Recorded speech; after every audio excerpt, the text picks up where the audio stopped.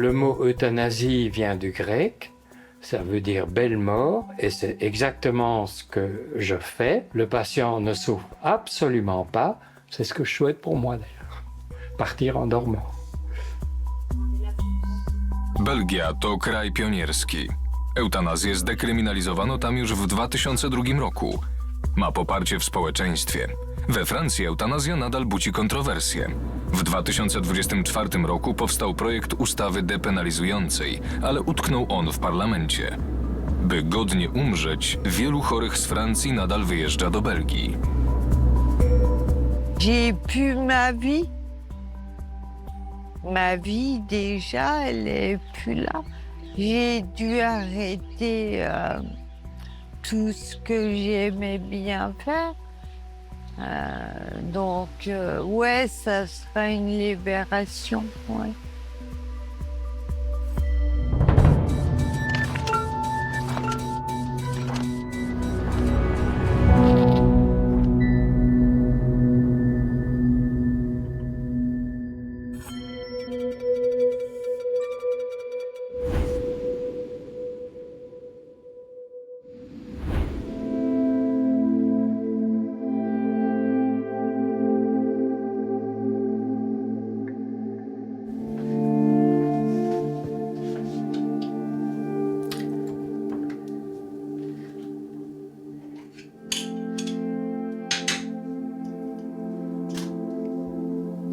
C'est un massage que je fais les matins pour détendre les muscles du visage.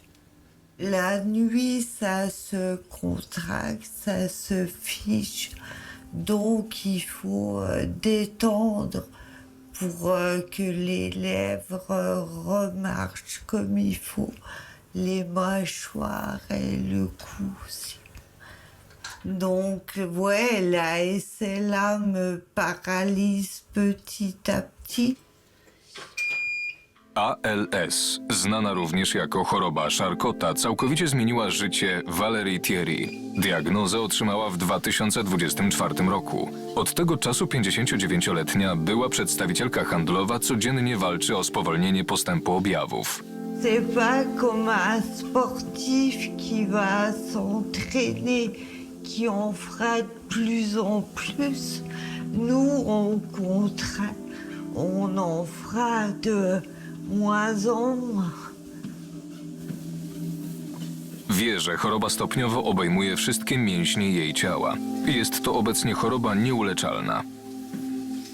Même si je fais tous les efforts du monde pour rester debout, c'est la maladie qui gagne. Je vais terminer paralysée. J'ai pas envie de me faire laver. J'ai pas envie qu'on me donne la béquille. Comment je vais mourir? C'est ma question. Donc, pour moi, ça sera la Belgique.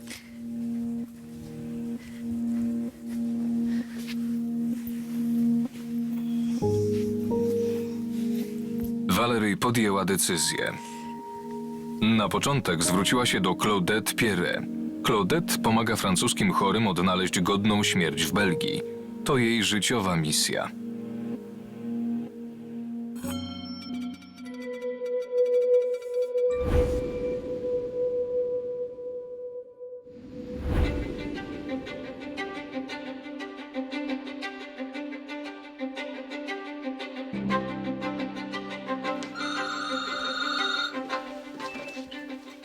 Allô? Allô, Oui? Beth? Oui? Oui, bonjour, c'est Valérie. Bonjour Valérie. Comment allez-vous? Alors, ça va tout doux. Oui. Ouais, puis on tombe. Oui. Claudette Pierret pośredniczy między pacjentami a belgijskimi lekarzami. Simple à vivre. Słucha, doradza i organizuje pierwsze wizyty. Oui. Telefony jak ten od Valerii otrzymuje w każdym tygodniu. Niekiedy kilka dziennie. Je me fais un devoir de décrocher chaque fois que le téléphone sonne. J'ai eu des appels tard le soir, tôt le matin, j'en ai eu les dimanches, j'en ai tout le temps parce que le malade, surtout les personnes qui sont seules, ben pour eux, le temps n'a plus tellement d'importance et ils ne regardent pas si c'est un dimanche ou si c'est un jour férié, ils appellent. Et moi, si je suis là, je décroche bien évidemment. Hein. J'ai de plus en plus de mal à parler. Donc, Ah oui, mais je vous entends bien là. mais je parle très lentement. Ben écoutez, quand vous voudrez que je vous donne les rendez-vous à Bruxelles, vous me direz. Oui, d'accord. Eh ben écoutez, moi je vous souhaite bon courage, je vous dis à bientôt. Merci. Voilà, bonne fin de journée Valérie. À vous, Merci, au revoir. au revoir. Au niveau de la loi belge, il y a 3 principales conditions. La première, c'est que le malade lui-même demande une aide à mourir. Le malade lui-même, j'insiste bien, et personne d'autre que lui. La deuxième, c'est qu'il soit atteint d'une affection grave et incurable. La troisième, que cette affection entraîne des souffrances physiques ou psychiques inapaisables. C'est à chaque personne malade de décider de sa fin de vie et de prendre ses responsabilités. Przez ostatnie 13 lat Claudette towarzyszyła ponad 100 osobom z Francji w ich ostatnich chwilach. Pamięta każdą. Chaque fois que je passe devant le papillon ou que je fais la poussière sur le globe, je pense à celui qui me l'a offert. Et en fait, c'était lui qui l'avait choisi avant de mourir. Le papillon, pour moi, ça a toujours été le symbole de la liberté. Je veux que chacun ait le choix. On a le choix de sa vie. On a le choix d'avoir des enfants. Et je ne vois pas pourquoi, quand on arrive en fin de vie, on nous enlèverait le choix de partir comme on veut, en fait.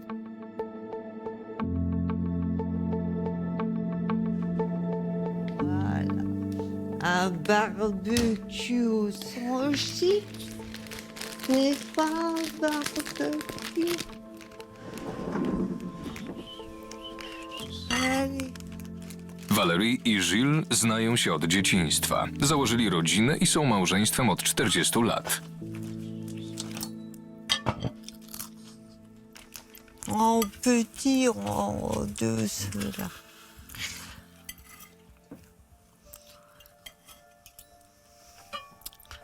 Marie.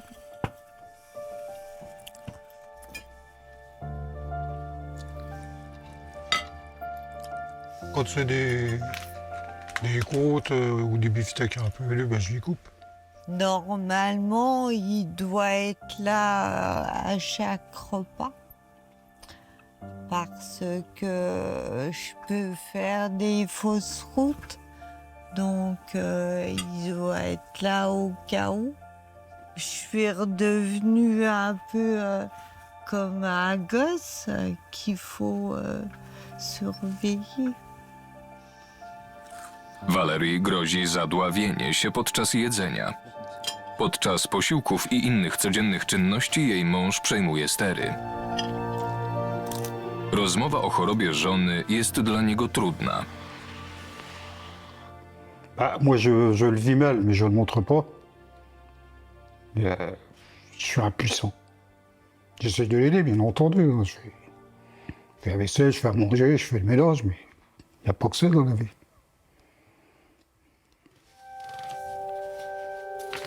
To Gilles zabierze Valerii do Belgii. Kobieta chce uzyskać zgodę lekarzy, póki jeszcze może podróżować i mówić. Przygotować się, by za kilka miesięcy lub lat, kiedy objawy się zaostrzą, umrzeć z godnością. Tiens, pour demain, ça c'est l'adresse du médecin à Bruxelles. Donc j'ai regardé via Michelin.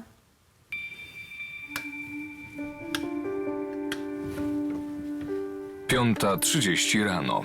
Czas ruszyć w drogę.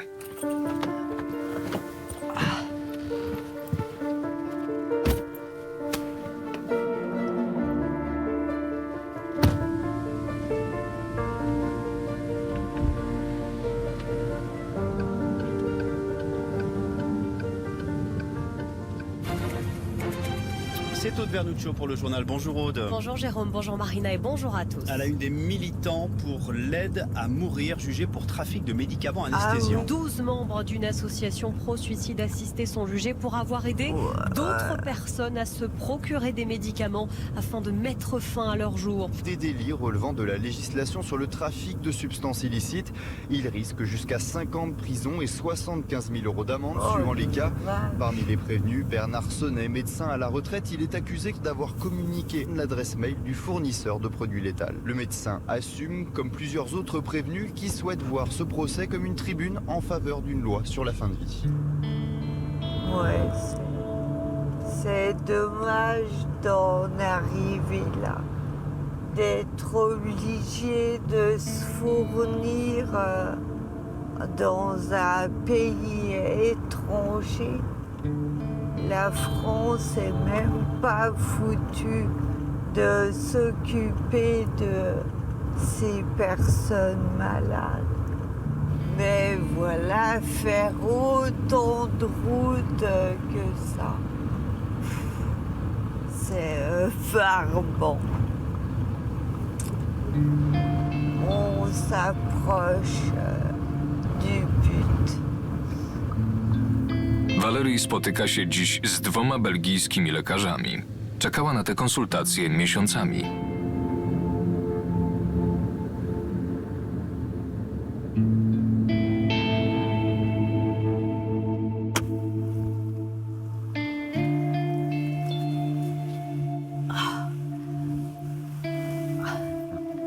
Bien m'aider. Radio.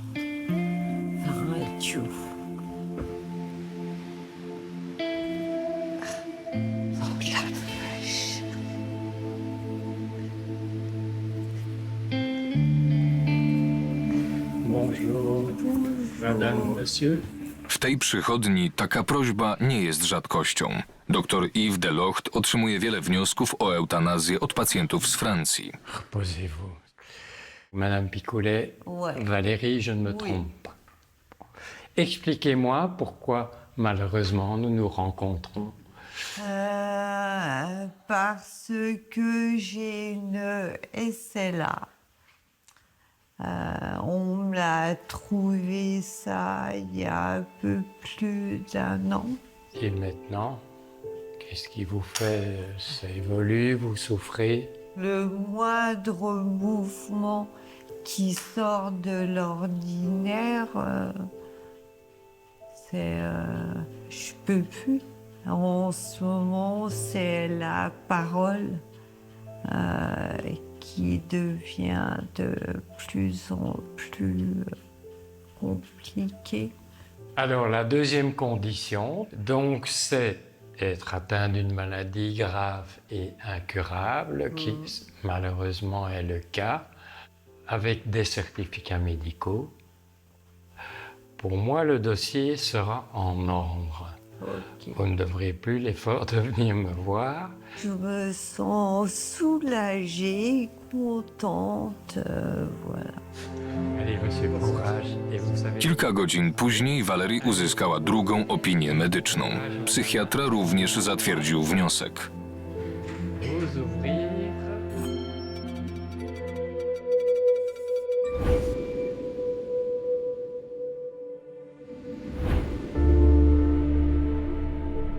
La première euthanasie, c'était un prêtre. Et j'avais très peur, j'en avais jamais fait. Il était très gravement malade et c'était tout à fait justifié. On entrait dans le cadre de la loi. À l'église, je suis certainement excommunié du Vatican, de Rome, mais bon. Yves Delocht nadal wykonuje swój zawód w wieku 80 lat z uwagi na pacjentów. Notre rôle de médecin, c'est de soulager la souffrance. On ne peut pas tout soulager. Donc, parfois, il ne nous reste plus que ça. Et là, on les soulage. Malheureusement, c'est la fin de la vie. C'est le dernier soin que je me suis engagé vis-à-vis du patient à prodiguer. Tę opiekę zapewnił wielu Francuzom. Jego zdaniem sąsiedni kraj musi wziąć na siebie odpowiedzialność. W 2024 roku ponad 100 osób przekroczyło granicę z Belgią i spędziło tam ostatnie dni swojego życia. Stanowi to 90% wniosków z zagranicy. Moi, je voudrais, comme je pense beaucoup de médecins belges, que la France ait une loi convenable. Je suis effrayé qu'un pays comme la France ose encore laisser des gens grabataires, paralysés, faire 1000 kilomètres pour venir jusqu'ici. J'ai fait des consultations devant mon cabinet, dans des ambulances. Je trouve ça épouvantable et inacceptable. Claudette, Pierre i dr Delocht próbują więc zmienić nastawienie po drugiej stronie granicy. W liceum w północno-wschodniej Francji spotykają się z klasą maturalną o profilu prawnym, aby przybliżyć uczniom temat końca życia. Donc, vous ne me connaissez pas, je suis venu l'année passée, je suis le docteur Yves Delocht, je viens de Bruxelles, je suis parti ce matin. Depuis 2002, donc, nous avons une loi qui dépénalise l'euthanasie. La Belgique est inondée de demandes, je crois que Mme Pierret peut le confirmer, de demandes françaises. Et les hôpitaux belges ferment de plus en plus leurs portes parce que pour les médecins, croyez-moi, ce n'est pas tellement facile à faire. On préfère soigner d'autres maladies. Donc, il n'y a pas beaucoup de médecins qui acceptent. Et les hôpitaux, rien qu'à Bruxelles, il n'y en a plus que 2 qui acceptent les patients étrangers. Oui. Pour le cas des mineurs, est-ce que c'est les mêmes conditions d'accès que pour les majeurs? Les conditions sont encore plus sévères. Moi, je préfère ne pas le faire. Mais la loi l'autorise. Il y a très peu, d'ailleurs, d'euthanasie de mineurs en Belgique. Je crois que depuis 2014, ça fait 11 ans, il y en a eu 4 ou 5.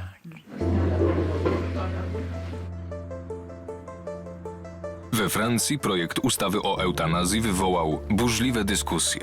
Tekst zaproponowany w 2024 roku jest bardziej restrykcyjny niż w Belgii. Został przegłosowany w pierwszym czytaniu w maju 2025 roku, ale francuski parlament nie podjął decyzji. Nauczyciel tej klasy maturalnej zaproponował uczniom napisanie własnego projektu ustawy. Cel? Zbadanie warunków debaty w roli ustawodawcy. Déjà bonjour, mesdames, messieurs les ministres. Donc, je voudrais commencer par dire que nous sommes dans un État qui prône la liberté et nous n'avons toujours pas de loi qui laisse le choix à chacun de la fin de sa vie. W tym fikcyjnym zgromadzeniu narodowym każdy musi bronić punktu widzenia przypisanej mu losowo opcji politycznej. La France, phare des droits de l'homme, phare des droits humains, est maintenant en retard d'une dizaine d'années sur ses voisins européens.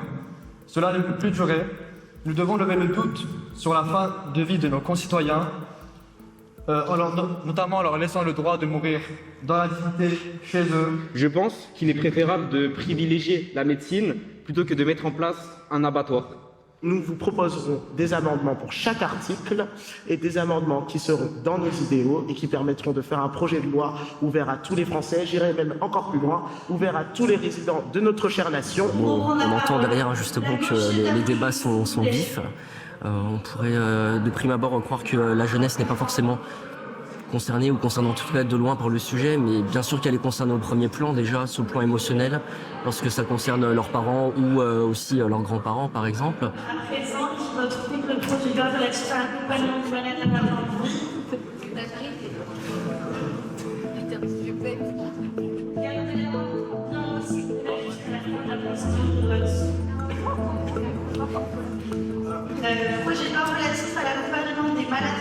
Po 5 godzinach debaty zwyciężają przeciwnicy eutanazji. Je trouve ça dommage que le texte de loi n'ait pas été adopté, dans le sens où je pense pas qu'il y en aura un nouveau qui va être fait d'ici peu. Personne ne votait en fonction des amendements, mais plutôt en fonction des affinités. Et si ça se passe réellement comme ça dans l'Assemblée nationale, c'est normal que notre gouvernement et notre État aillent de mal en pis finalement. Je suis fatiguée. W Brukseli Valerie uzyskała ostateczną zgodę lekarzy na eutanazję. Ah, du soleil! Na taki wynik liczyła. Gdy nadejdzie czas, wróci tutaj odbyć swoją ostatnią podróż.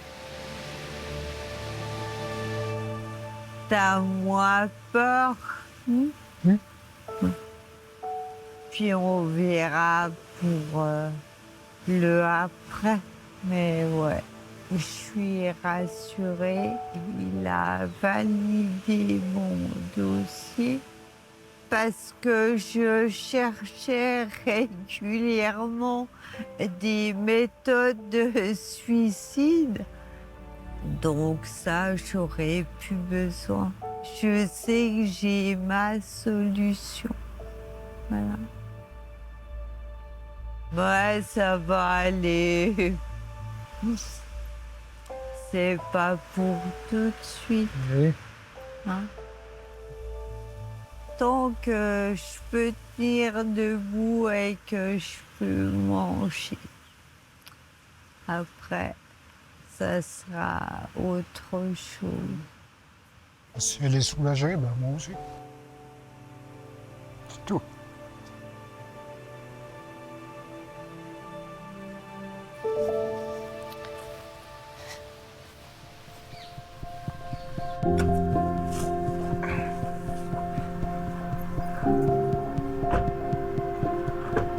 W przeddzień eutanazji doktor spotyka się z pacjentami po raz ostatni.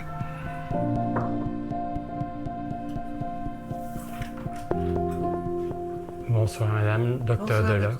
Vous vous en doutez. Maddie ma 91 lat. Przyjechała z Francji z córką. Bonsoir madame, pas de souci.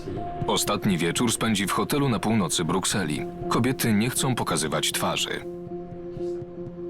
J'adorais voyager, j'adorais danser, j'adorais les restaurants, j'adorais vivre. Vivre. Chose que je ne peux absolument plus faire. Vous me direz qu'à mon âge, c'est normal. Mais moi, je ne le vis pas. Je ne l'accepte pas.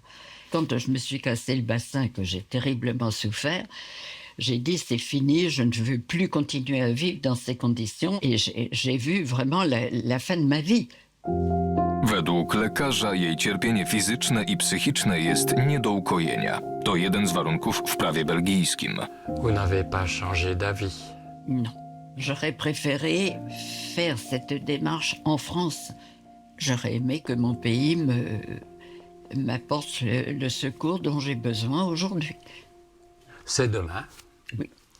En fin de matinée. Donc ça se fait à 11h. Oui. Il y aura une injection. Et Il y aura une injection sans souffrance. C'est comme avant une opération. Voilà, d'accord. Partir dans la dignité. Pour moi, c'est énorme. Et demain matin, je peux prendre un dernier petit déjeuner. Tout ce que vous voulez. Bon. Tout. Tout. Tout ce que vous aimez. Des croissants, du beurre, de la confiture. Tout. Voilà, madame. Vous ne devez pas vous lever.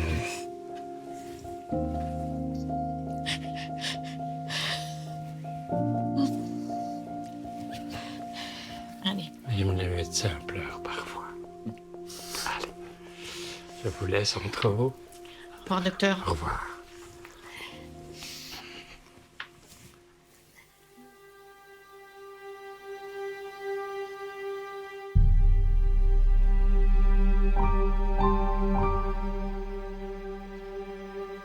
Następnego dnia rano w szpitalu w Brukseli wszystko jest skrupulatnie przygotowane na przyjęcie Maddie.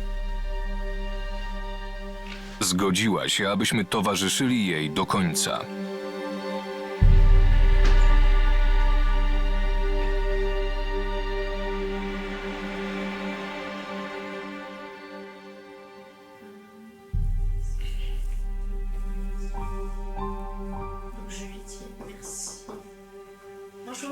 Bonjour. Docteur.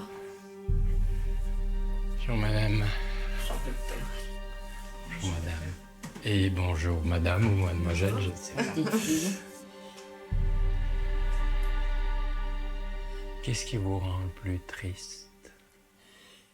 Quand on... C'est ce que j'aime. Ok. Je me dis ça souvent, qu'est-ce que je ferais si c'était moi qui avait ces fractures, cette maladie. Et là, souvent, quand on est triste, après, il faut se dire qu'elle est libérée de tout ce qui la faisait souffrir. Vous en faites souvent? Beaucoup trop. Beaucoup trop? Oui. Oui. Des Français aussi? Oui. Ça va changer en France? Oh, on espère. Pas tout de suite. Pas tout de suite. On espère, mais... Et donc, vous n'avez pas changé d'avis? Ah non. Plus vite ce sera fait, plus vite je serai libérée. On se retrouvera peut-être ailleurs, je ne sais pas. Qui sait? Ça va? Ça va comme ça. Allez, à tout à l'heure. Je vous laisse entre vous. Merci.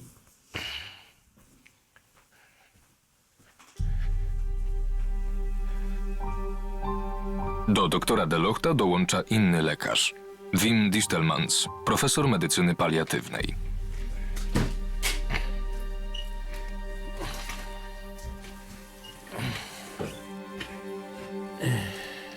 Polypathologie, 91 ans. Fracture du bassin, des vertèbres. Ok. Elle prenait de la morphine et tout.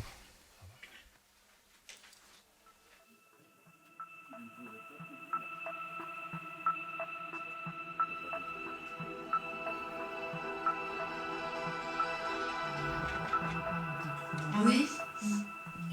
Nous sommes là, avec le professeur Distelmans, madame, sa fille, sa petite fille. Voilà, si vous êtes toujours d'accord, nous allons nous mettre du côté de la perfusion. C'est quand vous voulez. Allez-y le plus tôt possible. Oui? Bon voyage, madame. On est là.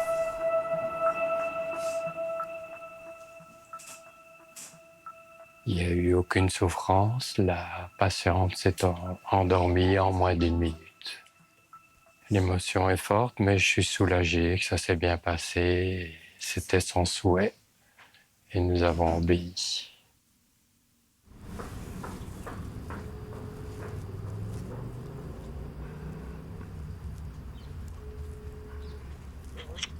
Lou?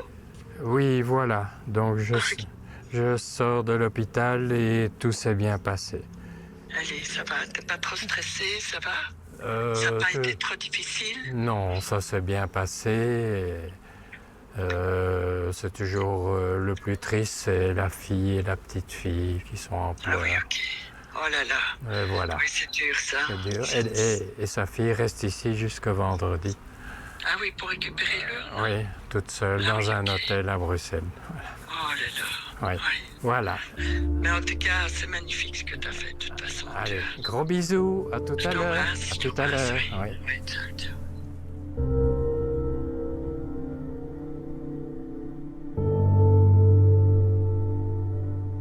Après une euthanasie, je viens me balader ici dans la forêt. D'abord, ça me calme parce que je suis quand même fort ému et ça me permet d'évacuer tout ce qui vient de se passer. Les adieux avec le patient qui nous a quittés. On dit à peu près toujours les mêmes phrases. On lui dit on va peut-être se revoir ailleurs.